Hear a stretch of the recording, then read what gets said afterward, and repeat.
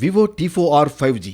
Vivo తన తదుపరి T series smart phone అయిన వివో T4R 5Gను త్వరలో భారత మార్కెట్లోకి విడుదల చేయనున్నట్లు అధికారికంగా ట్వీట్ చేసింది.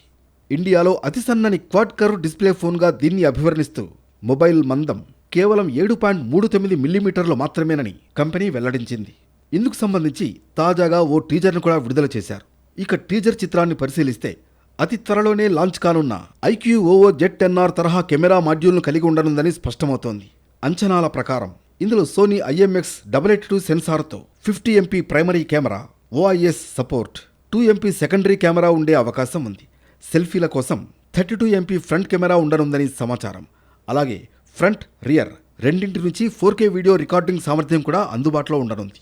వివో TFR 5Gలో 6.77 అంగుళాల FHD+ quad curve OLED display ఇవ్వనున్నారు. ఇది 120 Hz రిఫ్రెష్ రేట్ను సపోర్ట్ చేస్తుందని సమాచారం. ఇక వాడుక పరంగా ఇది స్మూత్ యూజర్ ఎక్స్పీరియన్స్ను అందించనుంది. ఇక హార్డ్వేర్ విషయానికొస్తే ఇది మీడియాటెక్ డైమెన్సిటీ 7400 చిప్సెట్ పై పనిచేసే అవకాశం ఉంది. ఇది 8GB 12GB ర్యామ్ వేరియంట్లలో లభించనుంది.